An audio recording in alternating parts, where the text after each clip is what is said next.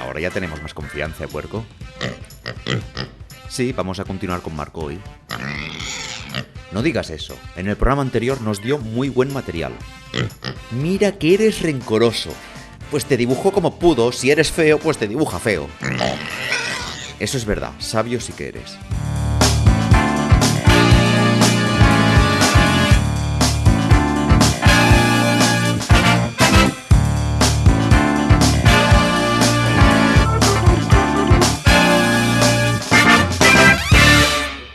Mi nombre es Jordi Quimera y abrimos la Cámara de los Secretos para no hablar de magia. Bienvenidas y bienvenidos al capítulo 2. Volvemos a la carga con esta segunda entrega. Una advertencia. Si eres nuevo, si este es el primer capítulo que escuchas de Hoy no hablamos de magia, que sepas que hay una primera parte. Yo iría a buscar esta primera parte y después ya escucharás esta segunda. Si ya has escuchado la primera, bienvenido o bienvenida de nuevo. En la primera parte hicimos un recorrido por la historia del puerco sabio hasta el año 2011, su quinta época. Pero nos faltó comentar un asunto de esta quinta época. Marco publica el guión de La Satanasa, un espectáculo entero de Fu Manchu. Y el repertorio de Kasfikis. Marco se ha especializado en analizar repertorios de magos del pasado. Pero, ¿realmente es importante para un mago de hoy estudiar a un mago del pasado? Sí, en cuanto al estudio de los magos del pasado, yo siempre he pensado que si uno no conoce el pasado de su arte, su historia, la verdad es que, bueno, puede ser que con un gran talento tú puedas ser un gran mago, pero conociendo lo que ha pasado antes de ti, tienes que tener, entonces eso te da a ti la conciencia de una responsabilidad, de no bajar el listón, de partir de ese punto hacia arriba, no empezar de cero, ¿verdad? Porque el listón de la magia ya te lo dejaron a una altura. ¿Ves? Entonces, ¿cómo lo vas a saber si no sabes qué hubo antes?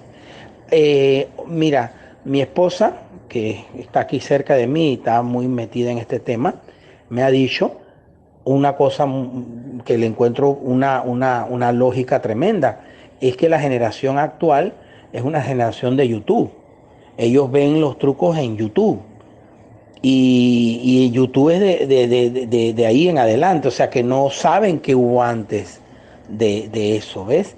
Entonces están aprendiendo simplemente a hacer cosas, pero sin el conocimiento profundo de nuestro arte, que incluye no solo la teoría de su presentación o de su técnica, sino también su historia.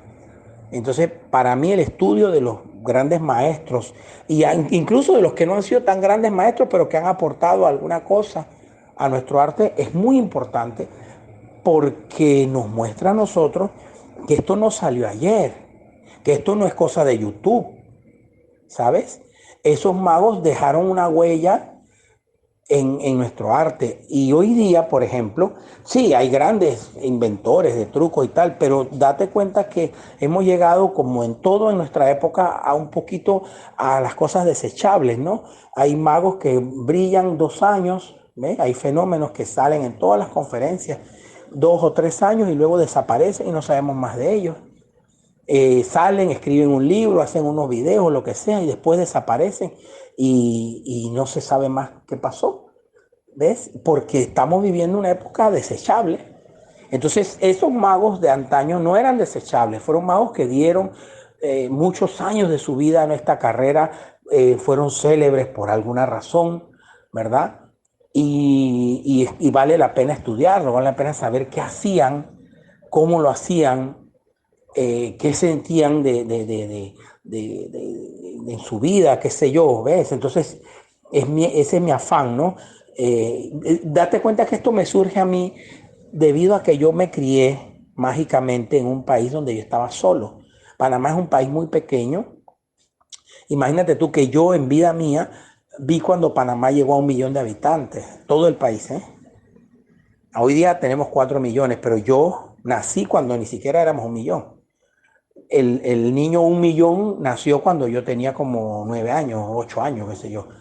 ¿ves? Que me acuerdo clarito que cuando nació ese niño, hasta el nombre y todo, porque fue una celebridad aquí, porque todo el mundo esperaba que íbamos a llegar a 1 millón de habitantes. Entonces, este era un país pequeñísimo. Eh, sí, por aquí habían pasado grandes magos, porque era como es una encrucijada y paso de obligado primero por un ferrocarril que hubo y luego por el canal de Panamá y tal. Pasaron grandes magos por Panamá en otras épocas, no en la época mía, cuando yo crecí, no pasaba esto. Sí, había habido enormes salas de fiestas muy famosas donde habían pasado magos importantes también, aparte de los que anteriormente eso habían pasado por teatros y demás.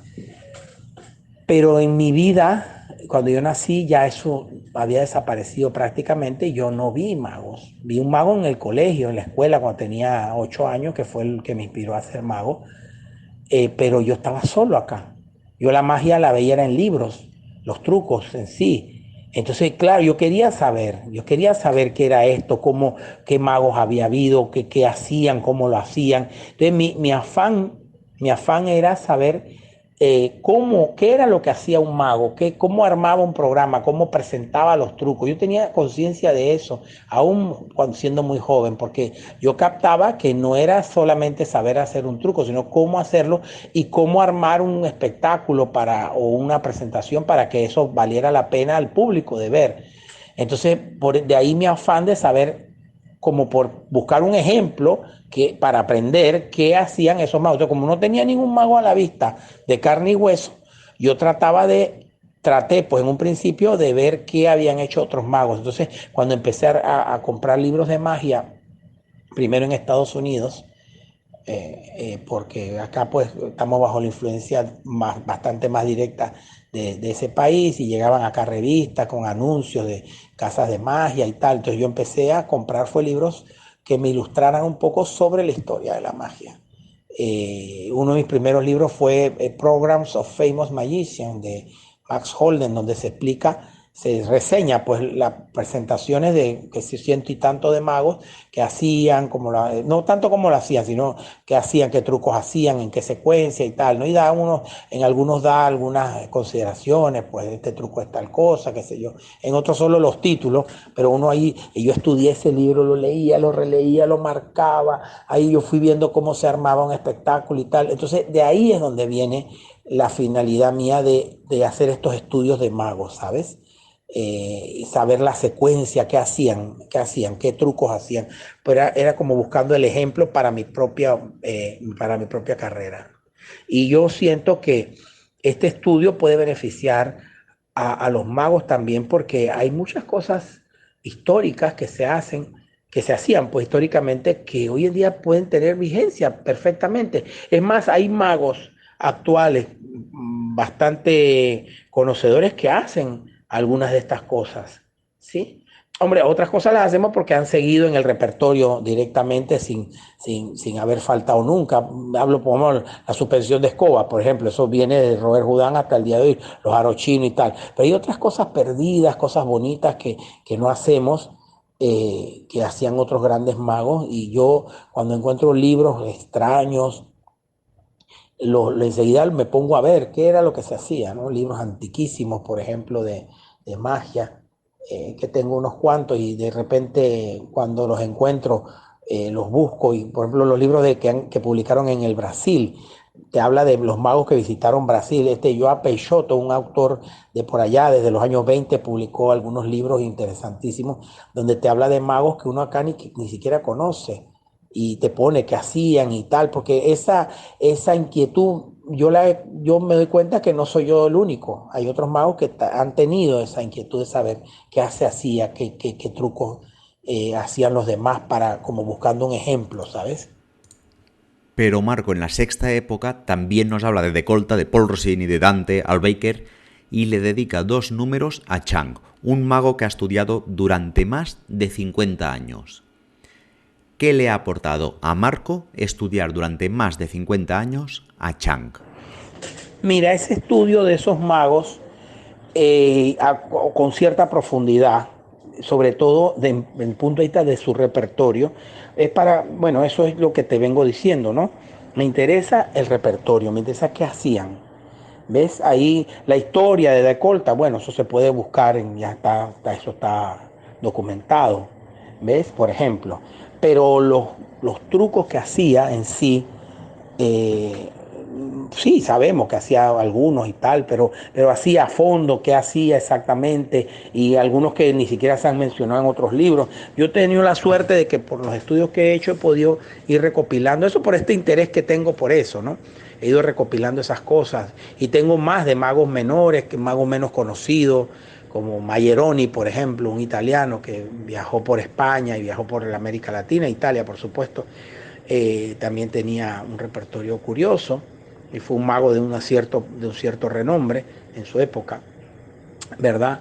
Está un español que se radicó en Brasil, Cómitre que era andaluz, tengo entendido, un gordo así que hacía muy bien el barman satánico, ese truco. Tengo la idea de ir haciendo reseñas del trabajo de todos ellos, ¿sabes? Lo que pasa es que algunos de esos ya no tengo tanta información y quiero hacer algo bien hecho.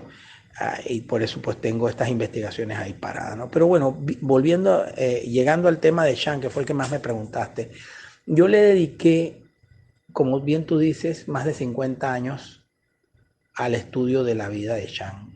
Y 50 años no es porque haya sido tan profundo, sino porque había muy poca información a mi alcance. ¿Ok? Cuando yo empecé con eso estaba en Panamá, viviendo antes de ir para España, sobre los años mediados de los años 70 más o menos.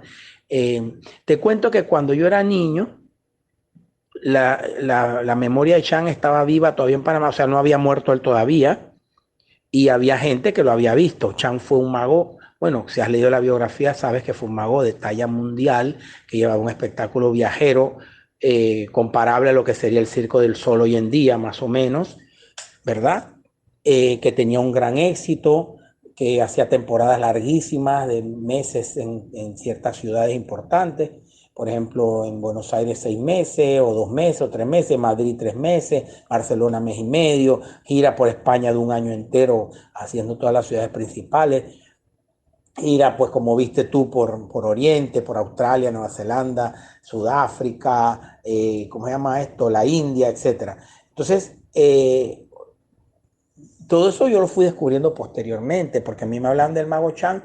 Cuando yo pregunté, mamá, ¿quién es el mago Chan? Porque alguien me había dicho, yo, oh, ser el mejor mago del mundo. Claro, como era panameño, pues la gente aquí también orgullosa de él, ¿no?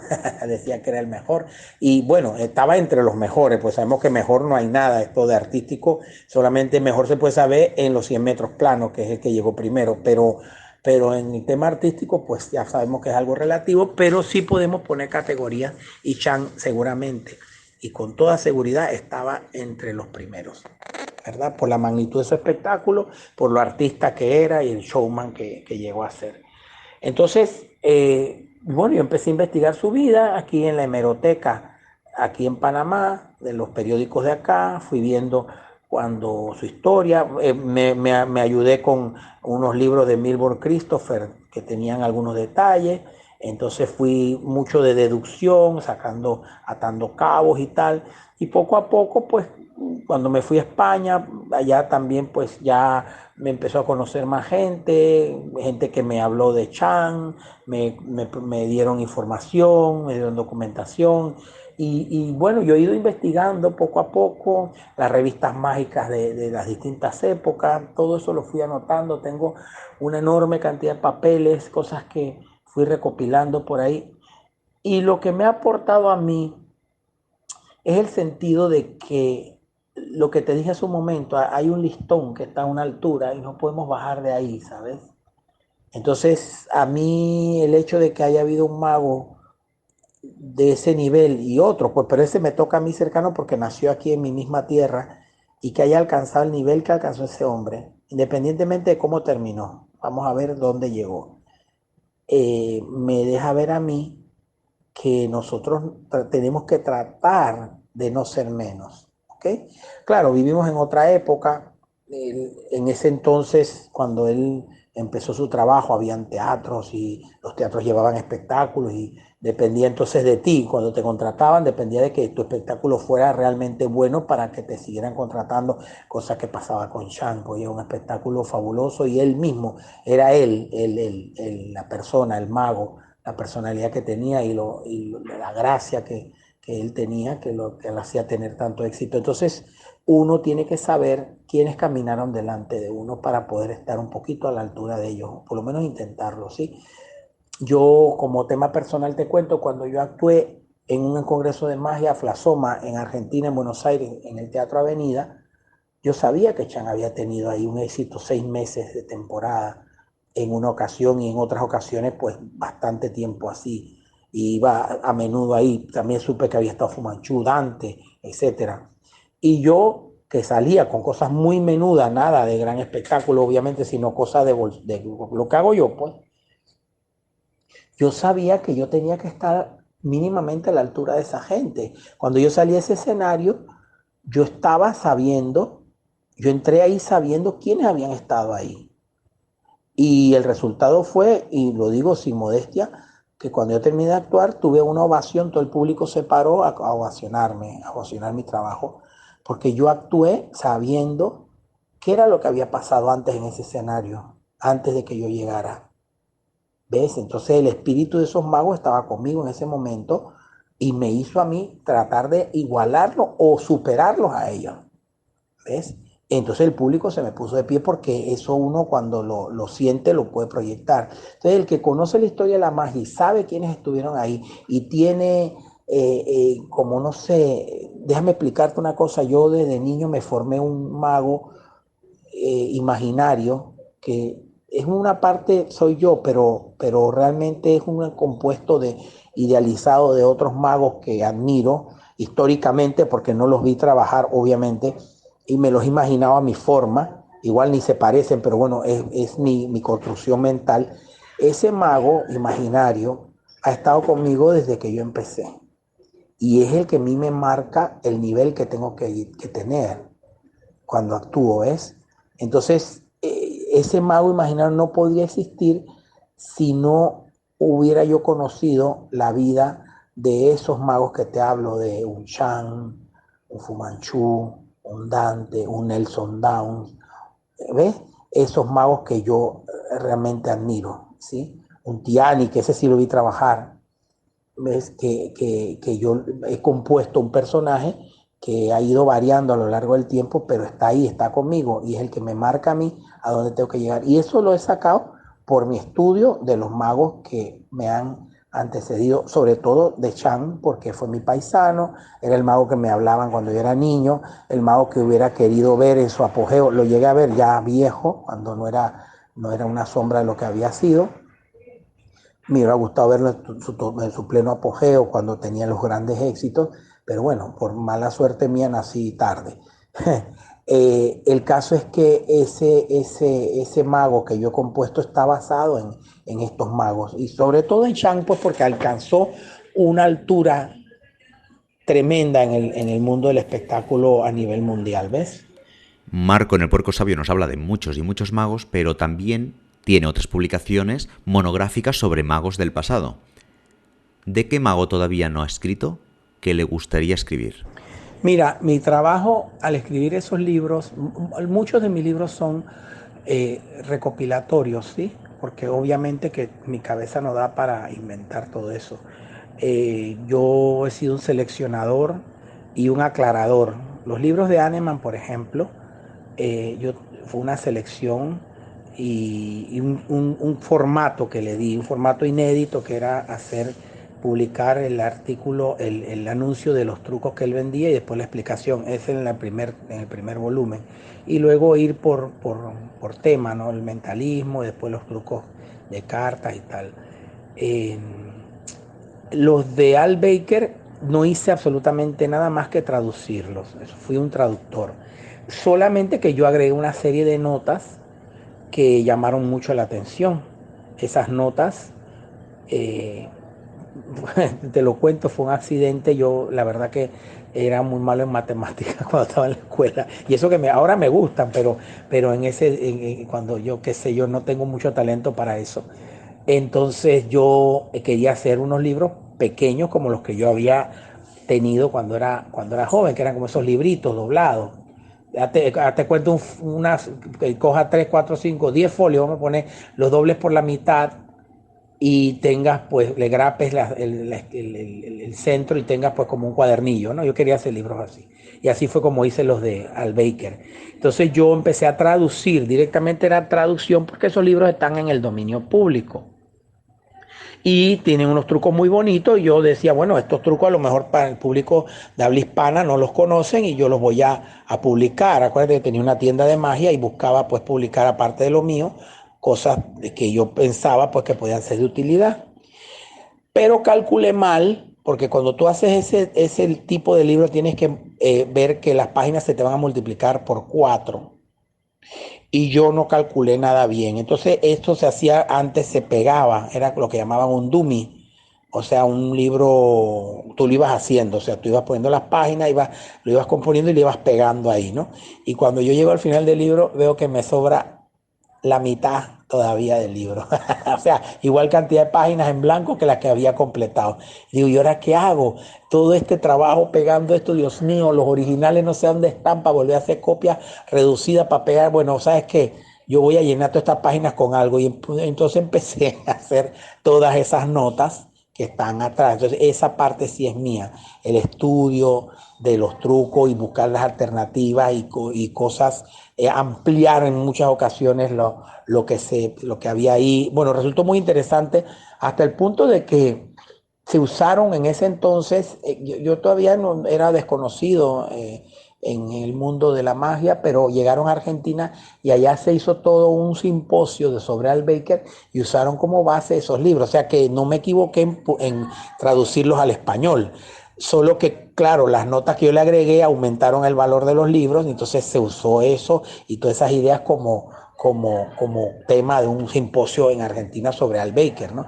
Lo cual me gustó mucho. Eso me lo transmitió Juan Tamariz, que había asistido a eso, y nos encontramos una vez en Canarias, recién él venía de allá, y yo, oye, Marco, mira esos libros, tal. Y cuando yo le dije cómo había ocurrido lo de las notas, me dijo, no, no digas eso. Yo, sí, es verdad, yo les escribí por llenar el espacio. Entonces, claro, cuando hice el segundo libro, ya dije, bueno, si hice notas en el primero, tengo que hacer en el segundo, y por eso las hice. Pero lo que te quiero decir es que siempre he tratado de ponerle algo cuando he podido, pues, a los libros que he escrito, ¿no? Hice también un monográfico sobre Paul Rossini, ¿te acuerdas? Hoy día lo he ampliado con lo que publiqué en El Puerco Sabio. Hay magos que me gustaría definitivamente hacer. Nelson Downs, un mago que admiro mucho, porque era un mago muy versátil, un mago que hacía no solo el acto de monedas, sino que hacía grandes ilusiones también, y otro tipo de trucos de salón y eso. La gente no lo sabe. La gente cree que los magos, pues cree que es lo que él hacía, que las monedas y tal, toda la vida hizo eso. No, no, no. Tipo, era un tipo muy, muy versátil en la magia y hacía todo tipo de trucos, con pañuelos, con mentalismo, grandes ilusiones. Incluso tiene una patente para una gran ilusión muy curiosa, una patente compartida con otro mago austriaco, creo que es el caballero Thorn, ¿verdad? Y entonces, como te digo, que de Nelson Downs sí me gustaría hacer un monográfico, pero tendría que investigar bastante. Pero sí me gustaría hacer un monográfico de él.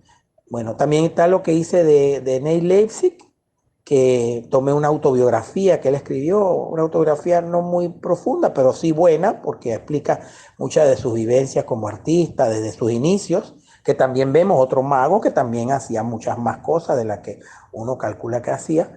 Y entonces yo lo que hice fue que amplié, pues, con las explicaciones de las cosas que hacía, desgranando unos cuantos de los programas antiguos que aparecen en antiguas revistas, pues todo el material que está por ahí publicado lo fui tratando de poner ahí para hacer un monográfico. Pero sí, dejando esos de Nelson Down, me gustaría hacer un monográfico de él, de su vida, de las cosas que hacía y todo lo demás.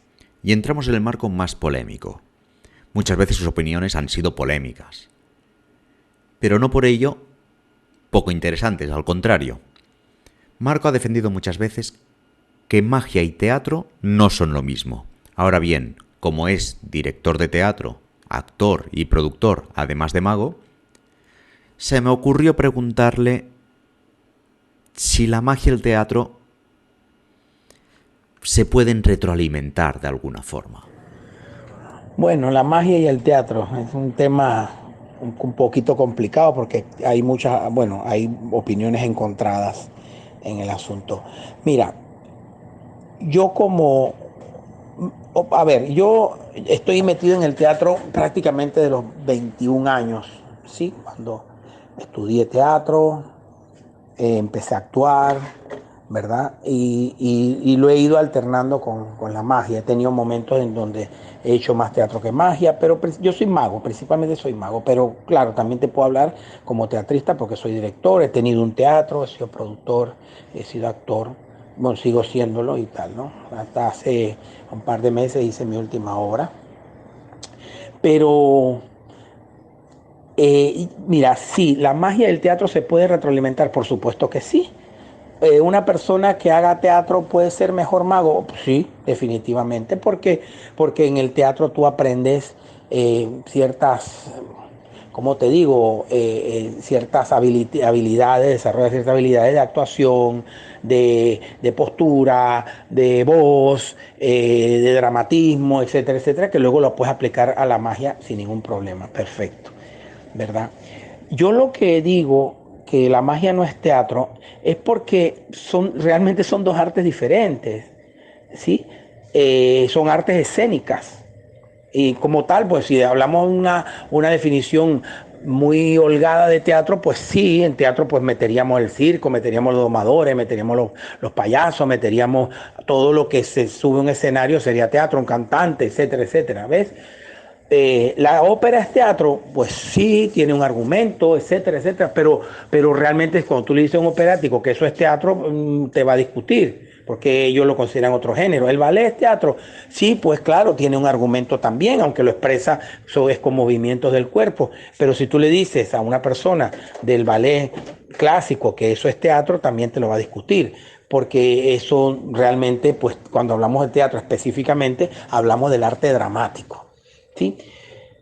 La magia puede tener argumento, sí, claro, por supuesto, pero no es la norma, ni es lo que en muchos casos se quiere. ¿Ok? ¿Por qué? Porque, primeramente, porque es muy complicado. Es muy complicado armar un argumento dramático en base a magia. Vas a caer casi siempre en los mismos lugares.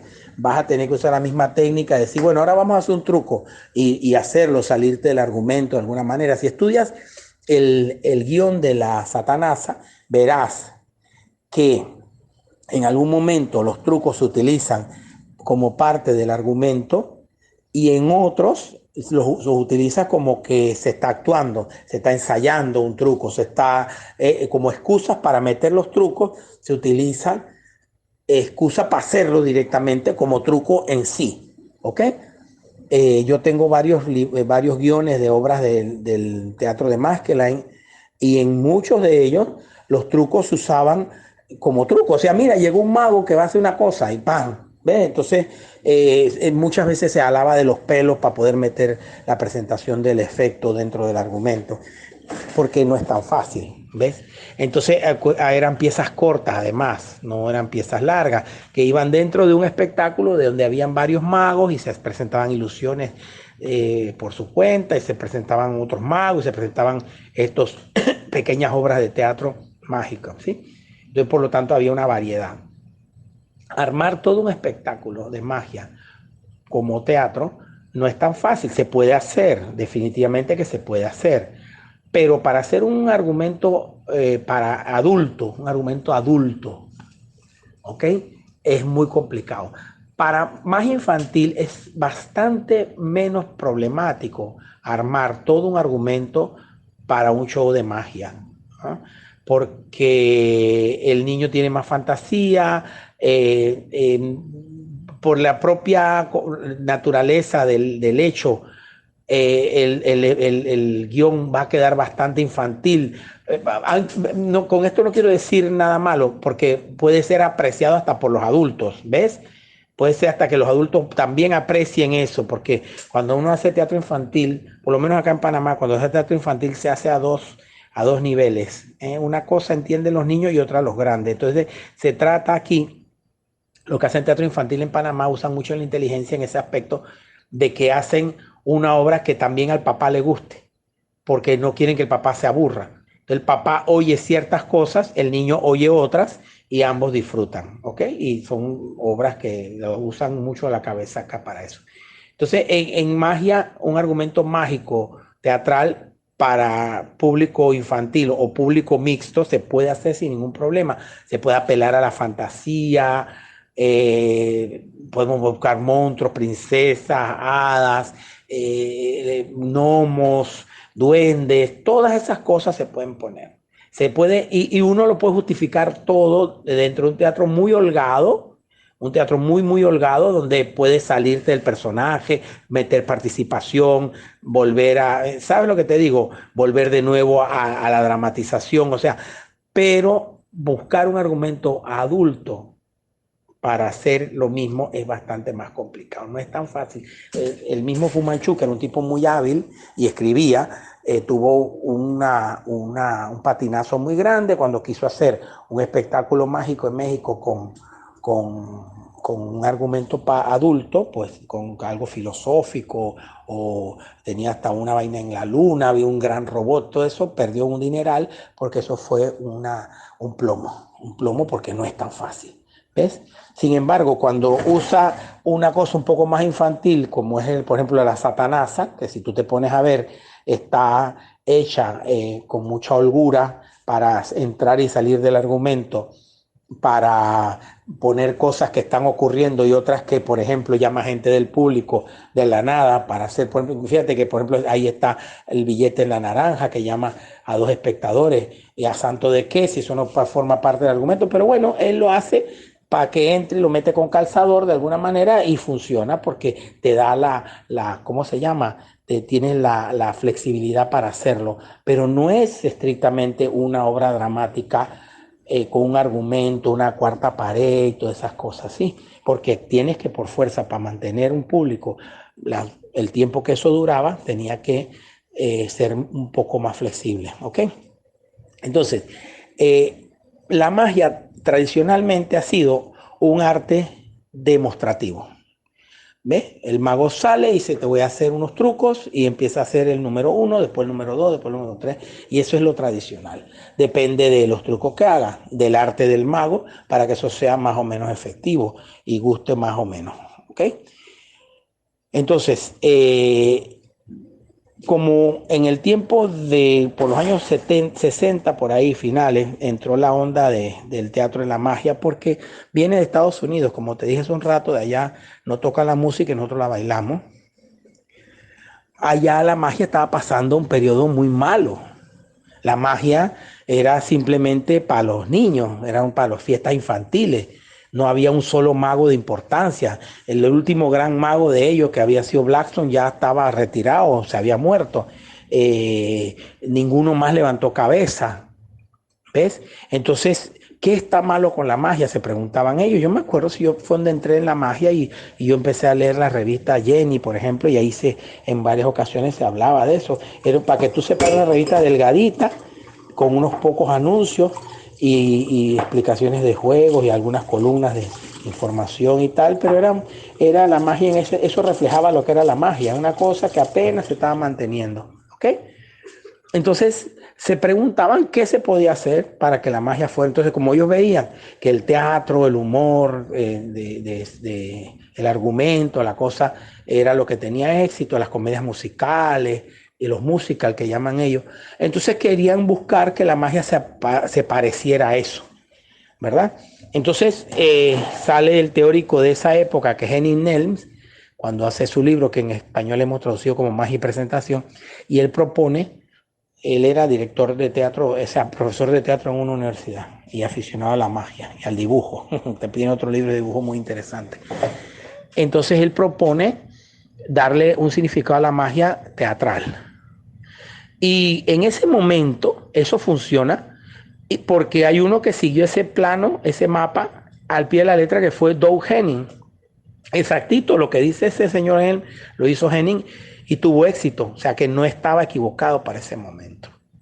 O a lo mejor tampoco está equivocado para el momento de ahora, pero esa es solamente una forma de hacer la magia. No quiere decir que sea la única y que las demás estén mal, que es el problema que tienen los magos, que son absolutistas. O sea, es esto, es blanco o es negro. Entonces, sí, tú puedes hacer la magia como teatro, porque aquí no hay reglas. Yo, el libro ese que te conté, el programa de magos famosos, para traducirlo en español, hay ciento y tantos magos y hay ciento y tantos actos diferentes que no tienen nada que ver en su estructura unos con otros. Unos son más largos, otros son más cortos, unos son de gran aparato, otros no sé qué, otros empiezan con un truco hablado, otros empiezan con música, otros son todos de música, otros son todos hablados, unos son de mentalismo, otros son de así, otros son de asá. O sea, no hay nada escrito aquí en cómo se debe presentar esto. Hay muchas maneras efectivas y la magia teatralizada es una más, no la única. El problema es cuando se quiso decir que esa era la única manera de hacer magia. Entonces a eso fue lo que yo me opuse. Que la magia era teatro. No, la magia puede ser teatro si usted quiere y tiene el talento necesario para hacerlo. Usted lo hace así, pero usted no puede obligar a los demás a que lo hagan así, porque entonces ¿a dónde vamos a llegar? ¿Ves? Entonces, por ejemplo, una de las cosas que me llamaba la atención del libro de Nels, por ejemplo, era que si tú le dabas, muestra un truco de un cordel cortado, ¿no? Y lo agarra así, él dice que es un fuerzudo, la gente ala los extremos del cordel cortado y no te lo pueden quitar de entre los dedos, porque tú tienes tanta fuerza en tus dedos que no te lo pueden zafar. Entonces te guardas el esto. Y te dice, si ahora usted muestra que el hilo está recompuesto, le va a quitar la gracia, la ilusión a la gente. Claro, la ilusión de que eres un fuerzudo se va y queda la ilusión de que eres un mago. Entonces yo digo, bueno, pues que no quiero dar la ilusión de ningún fuerzudo. Yo quiero dar la ilusión de que soy mago. Y esto ya no es magia, esto es una cosa de fuerza. Entonces, así mismo digo yo, bueno, el tipo que tira los cuchillos a una mujer y salen de atrás de la tabla con un resorte, como hacen algunos, entonces eso también lo podríamos meter ahí, porque claro, hay un truco. Entonces aquí lo único que se compartía era que había un truco, pero el enfoque era diferente en el sentido de que en lo que decía este señor dábamos la ilusión teatral, podemos decir que yo soy un hombre forzudo, que no me pueden arrancar dos trozos de cordel del dedo, y y el otro que el que yo decía era que yo quiero que la gente vea que un cordel cortado yo lo recompuse. Yo pienso que aquí es una cosa de elección. A mí no me puede nadie obligar a hacerme pasar por forzudo cuando yo no quiero. ¿Comprendes? Entonces, esa teatralidad que él quería hacer está ejemplificada ahí con una serie de ejemplos totalmente ridículos que cualquiera que se le ocurra hacerlos va a hacer el ridículo total. Hay un mago que decía, ay, tengo preocupación porque me han echado una brujería, un ovea. Ovea es una especie de magia de negros allá en Estados Unidos. Una oveja me ha hecho un maleficio, no sé cuánto, y cuando se va aparte de la mesa, no tiene pantalones, sino un calzoncillo de lunar. O sea, ¿cómo una persona seria se va a poner a hacer eso? ¿Dónde quedas tú, tu estatus de mago? O tal, a menos que tú quieras un acto de chiste, bueno, pues está bien, pero si yo no quiero hacer eso, yo quiero salir que la gente vea un mago, no eso. ¿Comprende? Entonces, he aquí el problema. Era la imposición de que la magia era teatro, la magia es teatro. Y era la discusión, porque el mago es un actor haciendo el papel de mago, como dijo Robert Houdin. Robert Houdin no dijo eso, eso está totalmente sacado de contexto, no quiso decir esa vaina. Y el que estudie ese libro, como lo he estudiado, fue el primer libro de magia que tuve, donde dice eso, y lo he estudiado y lo he requete, he escrito artículos sobre el tema y todo, explicando pues por el gusto, porque la gente siempre vuelven a repetir que el mago es un actor. Eso, explíquemelo, a ver, desgránemelo, a ver, ¿por qué usted dice eso? Yo he tenido que confrontarme con gente, ¿verdad? No, que la magia es teatro, porque el teatro, porque el teatro. Y a un mago yo le pregunté una vez, vamos a ver, ¿cuál fue la última obra de teatro que tú fuiste a ver? No, porque, no has ido nunca al teatro, entonces, ¿qué estamos hablando? Si tú estás hablando de que la magia es teatro y ni siquiera sabes lo que es el teatro, porque nunca has ido, entonces ¿de qué estamos hablando? Entonces es que ese es el problema, ¿ves? Hay una cosa en la mente de la persona, un teatro idealizado del mago que no ha ido al teatro nunca y dice que la magia es teatro sin saber de qué está hablando. Yo que soy un hombre de teatro, yo sé que el teatro es una cosa y la magia es otra. ¿Tú puedes hacer magia teatralizada? Por supuesto que sí, si tú quieres hacerla tu talento te lo permite, pues tú lo harás, sin ningún problema, y puede ser que tengas un éxito tremendo, perfecto, o sea, ningún problema, pero no podemos pensar que todo el mundo lo va a hacer así, ¿ves? Y así terminamos 2 programas dedicados al mago panameño Marco. Quiero agradecer a Marco la valentía de poder participar en este podcast sin saber de qué iba, sin saber qué iba a pasar, sin saber cuál iba a ser el tono. Le dije, ¿te puedo entrevistar? Y me dijo, cuando quieras. Así que muchas gracias, Marco. Y hoy no hablamos de magia. Pero dentro de 15 días nos volvemos a encontrar para tampoco hablar de magia.